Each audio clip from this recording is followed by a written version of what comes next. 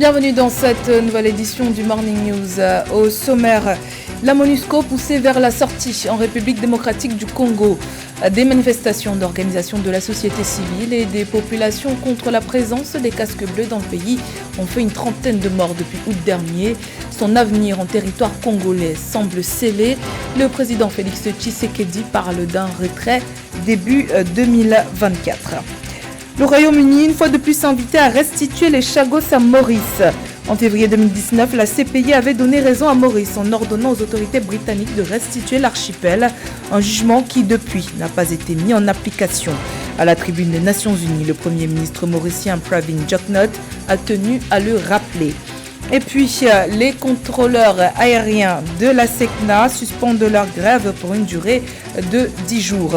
Annonce faite ce samedi 24 septembre. Une suspension consentie par les membres de l'USICA pour donner une fois de plus une chance au dialogue en vue de la satisfaction de leurs revendications. Mais tout d'abord, pour la première fois, un ancien milicien de la Seleka devant la Cour pénale internationale. Le procès de Mohamed Saïd Abdelkani doit s'ouvrir ce lundi 26 septembre à La Haye. La CPI a délivré un mandat d'arrêt à son encontre sous scellé le 7 janvier 2019 et il a été livré par les autorités centrafricaines à la Cour de La Haye le 27 janvier 2021. Le colonel Saïd est accusé de crimes de guerre et de crimes contre l'humanité. Ils auraient été commis lorsqu'il dirigeait l'Office central pour la répression du banditisme après la prise de pouvoir de Michel Djotodia en mars 2013. Après la tenue des élections prévues pour décembre 2023, il n'y aura aucune raison de maintenir la MONUSCO en République démocratique du Congo. C'est du moins ce qu'affirme le président Félix Tshisekedi.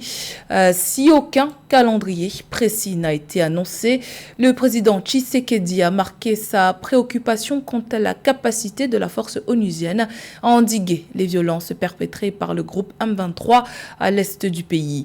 Forte de 17 000 casques bleus, cette mission a pour mandat de protéger les civils congolais victimes de violences armées perpétrées par de nombreuses milices dont le M23 depuis novembre 2021. Nathalie Mo.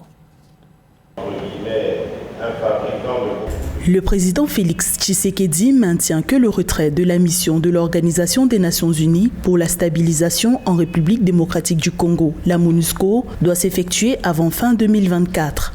Le dirigeant congolais a indiqué le 23 septembre 2022 que le départ de la MONUSCO devrait commencer au lendemain des élections générales de décembre 2023. La mission n'aura plus de raison de rester en RDC après les élections, a-t-il déclaré. La mission régalienne de la défense du peuple congolais, de garantir sa sécurité ainsi que l'intégrité de son territoire incombe avant tout et exclusivement d'abord à l'armée congolaise et non à la MONUSCO. Au lieu de chercher à modifier le mandat de la MONUSCO ou de chercher à faire partie de la MONUSCO, il faudrait réformer et l'armée congolaise et modifier les mandats de la MONUSCO afin d'être plus efficace. Si aucun calendrier précis n'a été annoncé, le président Tshisekedi a marqué sa préoccupation quant à la capacité de la MONUSCO à endiguer les violences perpétrées par le groupe M23 à l'est du pays. Les craintes du chef d'État congolais trouvent leur origine dans un récent rapport des Nations Unies sur la situation sécuritaire dans les provinces du Nord Kivu et de l'Ituri. Le document datant de juin 2022 révèle que la logistique militaire dont dispose le M23 est supérieure à celle de la MONUSCO. La bonne question serait qui est derrière le M23 et qui lui assure cette puissance de feu? Qu'est-ce qu'il faut faire pour que cela s'arrête par rapport à la Charte des Nations Unies? La MONUSCO est déployée en RDC depuis 23 ans. Forte de 17 000 casques bleus, cette mission a pour mandat de protéger les civils congolais victimes de violences armées perpétrées par de nombreuses milices, le M23 principalement, qui a repris les armes en novembre 2021. La RDC bénéficie parallèlement du soutien de la force conjointe de la communauté d'Afrique de l'Est depuis le mois de juillet 2022. Le Burundi sur la bonne voie en termes de développement socio-économique. Des propos tenus par son président Évariste Ndayishimiye à la tribune de l'ONU à New York. S'exprimant dans le cadre de la 77e session ordinaire de l'Assemblée générale des Nations unies, le président du Burundi a réaffirmé l'engagement de son pays dans les efforts de pacification de l'Afrique. Il a également sollicité l'implication des Nations unies pour traquer les groupes terroristes qui commencent à s'infiltrer dans sa sous-région. Samantha Sabiro. À l'occasion de la semaine de haut niveau de la 77e session ordinaire de l'Assemblée générale des Nations unies qui se tient actuellement à New York aux États-Unis, le président du Burundi, Évariste Ndayishimiye, a réaffirmé son engagement dans les efforts de pacification de l'Afrique. Acteur majeur dans la stabilité de sa région, le Burundi a enfilé le manteau de défenseur de la paix face aux multiples dangers auxquels sont confrontés certains pays du continent. Le Burundi ne cesse de se battre bec et ongles pour contribuer au retour de la paix dans le pays où elle est troublée, dans le cadre des Nations unies ou dans celle de l'Union africaine ou de la région. En témoigne notre intervention en Somalie et en Centrafrique. Dans le même souci, le Burundi s'est engagé à contribuer au retour de la paix à la République démocratique du Congo dans le cadre de l'initiative de la communauté est-africaine. Je profite de cette occasion pour demander à la communauté internationale d'appuyer le processus de Nairobi pour secourir le peuple congolais en détresse. Lors de son allocution, le chef de l'État burundais a déclaré que son pays marche bien dans la voie vers son développement socio-économique. Avant d'aborder la question du développement socio-économique, expliquons que le Burundi, la République démocratique du Congo et la Tanzanie travaillent étroitement pour réaliser le projet ambitieux de chemin de fer reliant les trois pays. Le Burundi, ensemble avec la RDC et la Tanzanie, travaille étroitement pour réaliser le projet ambitieux de chemin de fer Uvinza, Musongati, Gitega, Bujumbura, Uvira et Kindu, devant relier les trois pays et les deux océans Atlantique et Indien. Ce méga-projet permettra non seulement de booster les économies des trois pays, mais également de faciliter la circulation des biens et des personnes dans la sous-région. Sur le plan humanitaire, le Burundi intervient actuellement en Somalie et en Centrafrique. Il s'est engagé à contribuer au retour de la paix en République démocratique du Congo dans le cadre de l'initiative de la communauté est-africaine. Plus de 2000 Chagossiens vivent loin de leur terre depuis la décision britannique de séparer cet archipel de l'île Maurice en 1965 et d'y installer une base militaire. Une occupation décriée et perpétuée malgré les décisions de justice ordonnant la restitution de ces terres à Maurice.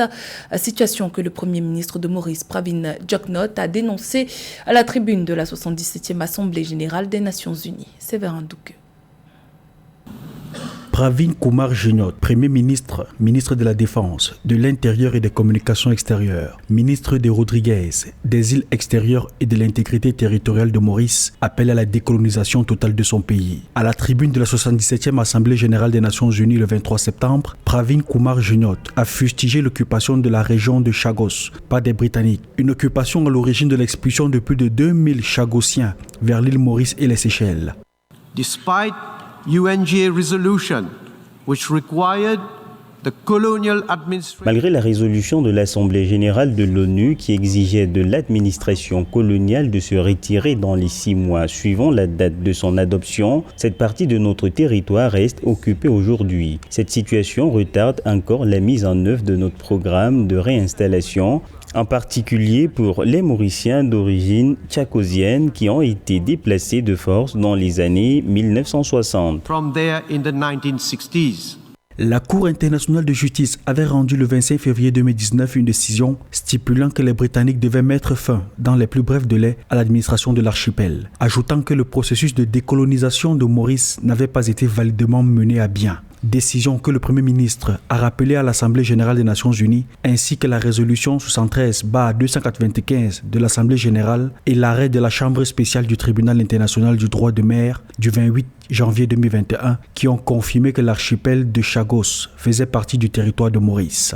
It ill behoves to the United Kingdom. Il incomberait au Royaume-Uni de demander à Maurice et à d'autres pays africains de répondre à d'autres allégations d'occupation illégale lorsqu'ils occupent illégalement une partie de l'Afrique. Occupies a part of Africa.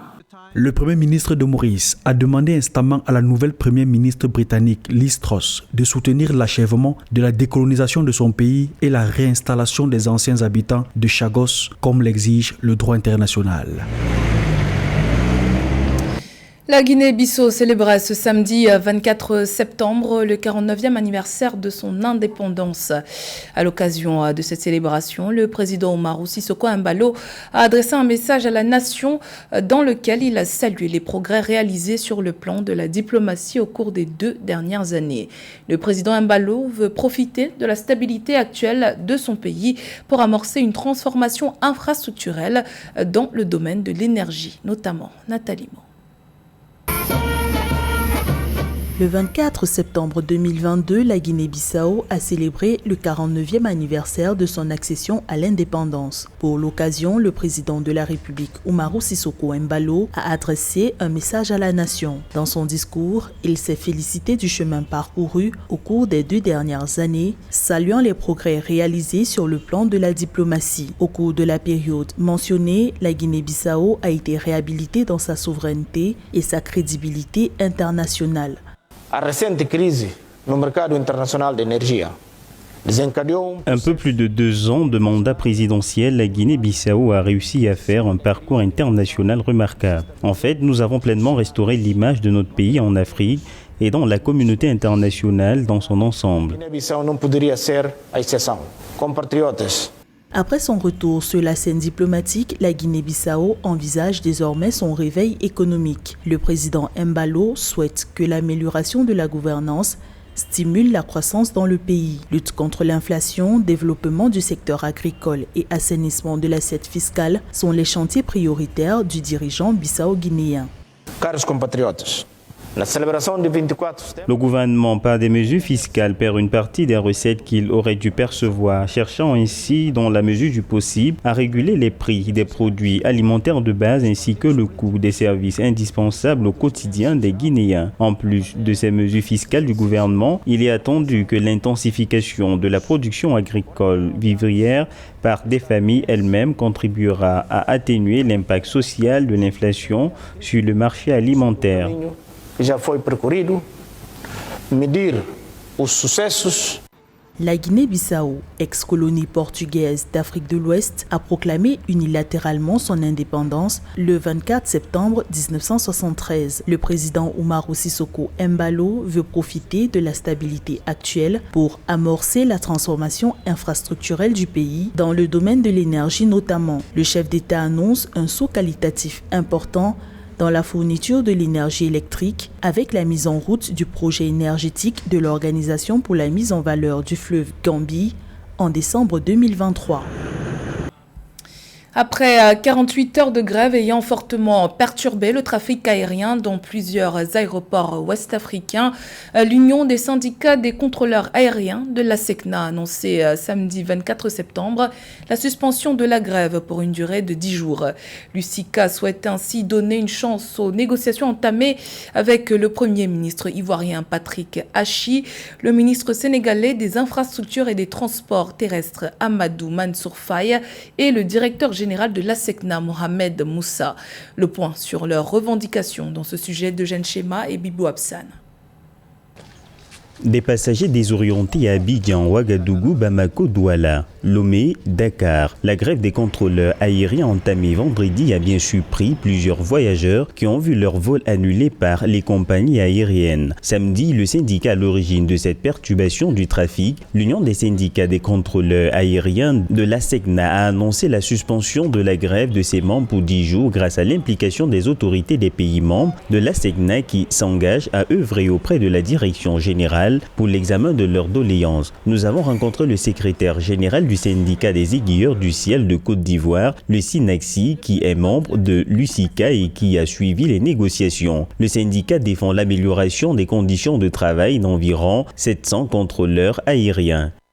Cette suspension, nous l'avons fait pour 10 jours pour pouvoir permettre de ramener la sérénité au niveau des espaces aériens de la SECNA.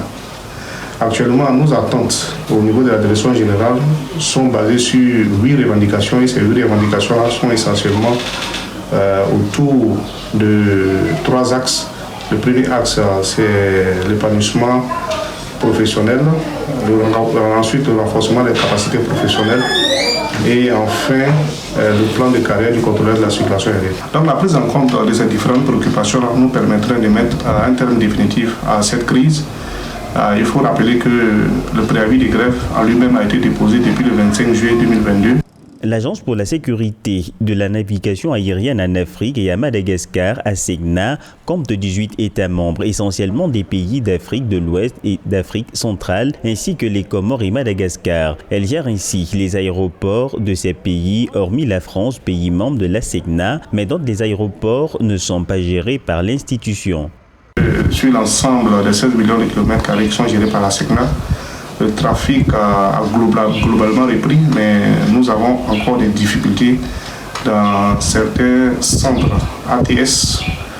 Je pourrais citer le centre ATS du Mali, du Bénin et de la Centrafrique, où il y a une opposition farouche de la direction générale de la SECNA à permettre aux contrôleurs de la circulation aérienne de reprendre le travail. Et c'est le lieu ici de lancer un appel aux différentes autorités, aux plus hautes autorités de ces pays-là, pour qu'ils puissent œuvrer et permettre à nos camarades contrôleurs de la circulation aérienne de reprendre le trafic. Cheville ouvrier du transport aérien, les contrôleurs aériens ont pour mission de gérer et surveiller à travers les instructions précises données aux pilotes des décollages et les atterrissages des avions, la sécurité des aéroports et des espaces limitrophes. Dans l'actualité sportive, à bientôt 38 ans, Eliud Kipchoge a signé un nouvel exploit. Le Kenyan a écrit une nouvelle page de sa légende en portant le record du monde du marathon à 2 heures, 1 minute et 9 secondes ce dimanche à Berlin. Kipchoge bat ainsi son propre record du monde du marathon. Il détenait la précédente marque absolue sur les 42,195 km en 2 heures, 1 minute et 39 secondes, effectué en 2018 déjà dans la capitale allemande. Au passage illégal, le record de 4 victoires dans l'épreuve de l'Éthiopien Haile Gebrselassie. Le plus grand marathonien de l'histoire se rapproche de son objectif, franchir la barre des 2 heures. Notons qu'il est le seul à avoir accompli cet exploit. C'était en 2019 à Vienne, lors d'un événement monté spécialement pour lui par son équipementier Nike. Mais la performance d'1 heure 59 minutes et 41 secondes n'avait pas été homologuée, car il avait été aidé par 41 lièvres qui se relayaient par groupe tous les 5 km. C'était le journal de la rédaction. Merci pour votre fidélité. Dans un instant, une nouvelle édition de l'actualité sur Africa 24.